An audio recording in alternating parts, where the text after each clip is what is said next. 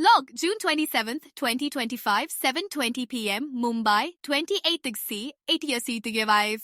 Under the watchful glow of strung lanterns and the conspiratorial shade of banyan leaves, the city's pulse throbbed around SlumG, our reluctant witness, his straw hat perched rakishly and maroon shirt pressed as if by an unseen hand into serviceable neatness. Nellie Nullen, companion sleuth and unflappable source of optimism, sidled up with her notebook already open, murmuring, "You know, the evidence was clear. The maroon artifact was last seen at precisely this spot, smiling in the evening air." Dr. Henry Lulvin, twirling a forensic swab like a maestro's baton, scanned the bustling park, his voice cheerful despite the gravity.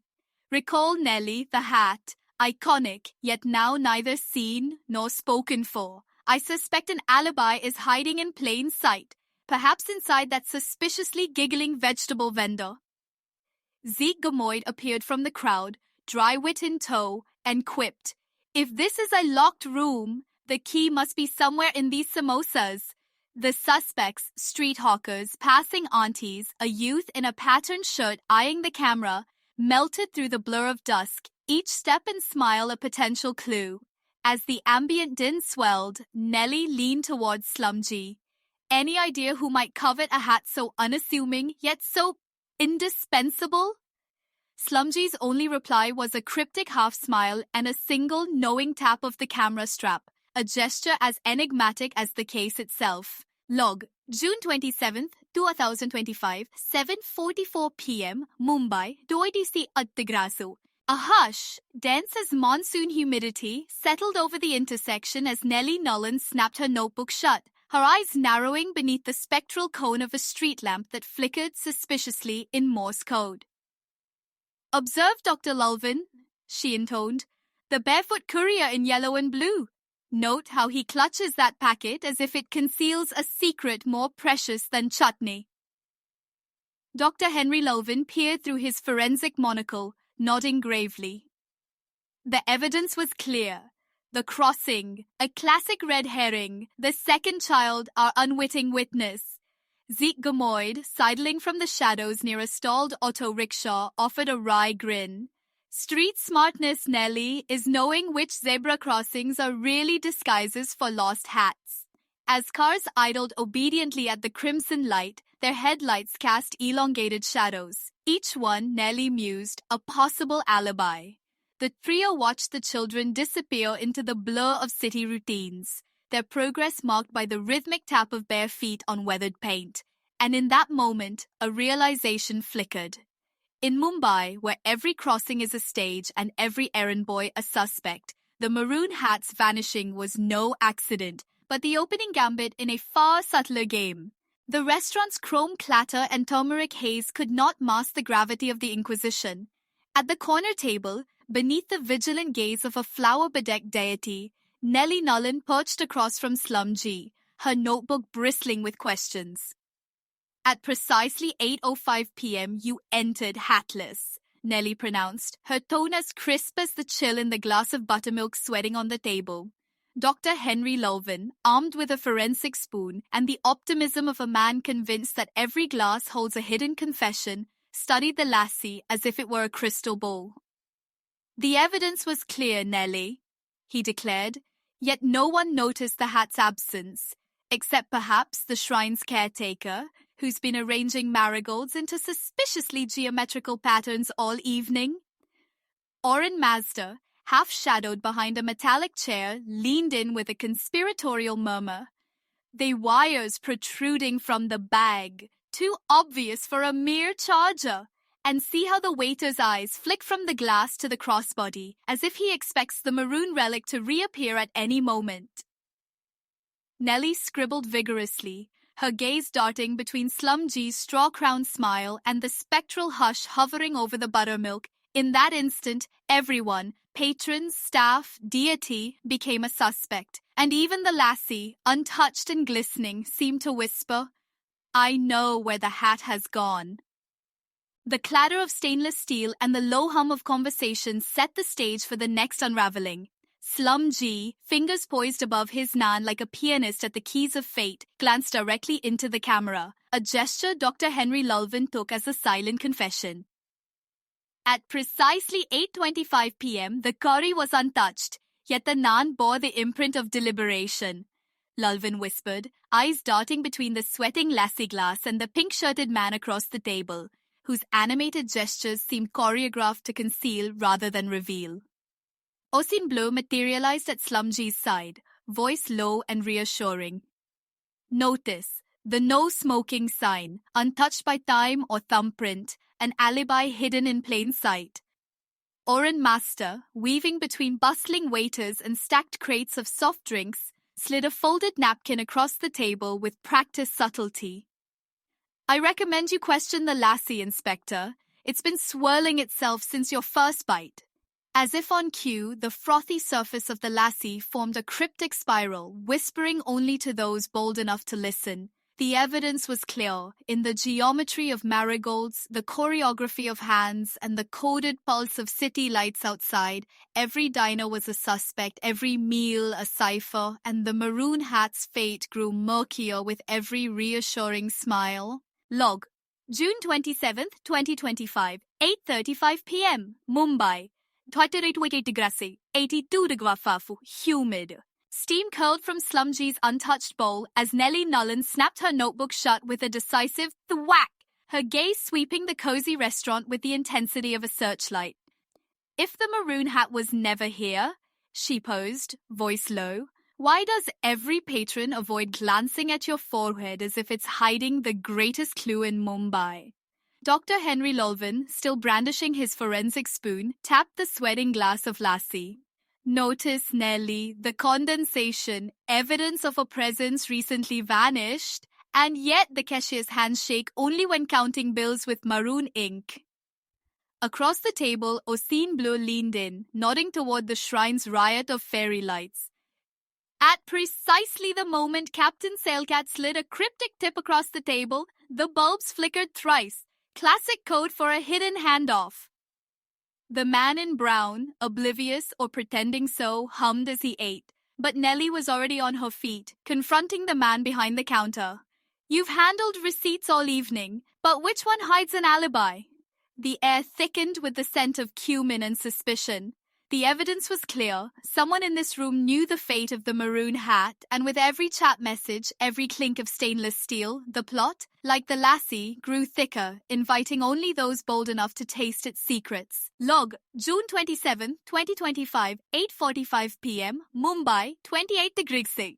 Under the jaundiced glow of the market's erratic bulbs, Salana Chase darted through the throng, pressing a coded slip into Nellie Nullen's palm with a conspiratorial wink. A new clue, locked in the laughter of the fruit sellers, she whispered, nodding at a cluster of vendors whose cheerful banter rose suspiciously in volume whenever the straw-hatted figure, SlumG, approached.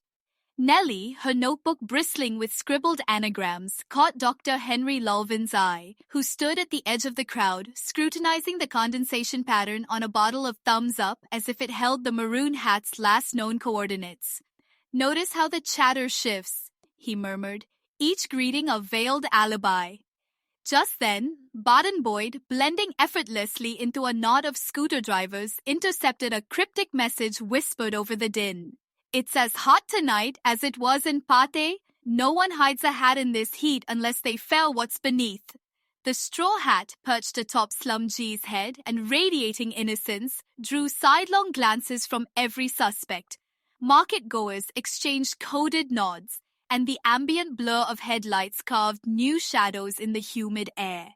As Nellie jotted down the day's latest subscriber, Peter Parley, whose arrival sent a chorus of distant doorbells ringing, she realized the evidence was spiraling. Each new follower added a suspect, each gift a possible motive. The city's pulse quickened, and with every cheerful sup, dude, and passing auto, the central enigma thickened. Was the maroon hat truly lost, or merely hiding in plain sight atop a head committed to plausible deniability? Log. June 27th, 2025, 9:09 p.m. Mumbai, 28 degrees, 82 degrees, humid evening. Beneath the shifting blue tarp, the unofficial vault of secrets, Nellie Nullen adjusted her spectacles and scrutinized the radiant grin plastered across SlumG's face, the straw hat perched with almost theatrical innocence atop his head. The crowd's laughter spiraled around them, but it was the man lurking just behind, a figure with wide, startled eyes and the air of someone who'd stumbled upon a confession mid-breath, that drew Nellie's attention. "Notice, Solana," Nellie murmured to her field assistant, "how our witness beams as if the maroon hat were never lost, as if guilt could be disguised as conviviality." Solana, ever open-hearted, scanned the night market's golden haze and offered, "Or perhaps the hat changed hands under the cover of good cheer, its secrets traded for a moment's applause." Just then, Baden Boyd weaved through the throng, pressing a folded slip, a receipt marked only with the letter W, into Nellie's palm. "Street stalking," he whispered, glancing at Oren Master, who was listening intently to the whispers of the trees overhead. "They say the maroon hat may have never left the scene, only changed its shape to escape detection." Nellie's eyes narrowed as she watched the interplay of smiles and silences. In this humid Mumbai night, every shadow under the streetlights grew suspect, and every friendly exchange another move in the city's most enigmatic game. Log, June 27th, 2025.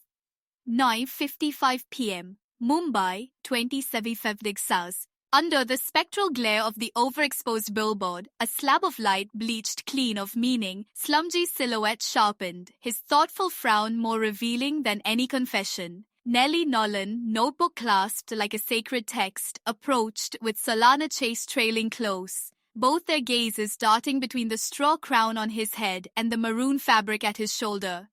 "The evidence was clear, SlumG," Nellie intoned, her voice as even as the hum of distant traffic. "You stand beneath Mumbai's neon witness, yet your shadow splits in two, one for the straw, one for the maroon. Whose alibi is stitched into your shirt tonight?" Solana, ever hopeful, pointed toward the palm tree's silhouette, slicing the billboard's glow. "Perhaps the answer lies not in the hat's absence, but in what the city's lights refuse to show. Every window behind you is an unwitting witness, every tree a silent accomplice." Just then, Baden Boyd materialized from the gloom, flicking a glance at the shimmering street and the idling rickshaw. "Word is," he muttered, "someone saw a maroon flash vanish down that alley, right after a whispered tip from a palm-fronted figure." The air throbbed with the city's secret pulse, the soft scuff of SlumG's shoe against warm pavement punctuating the tension.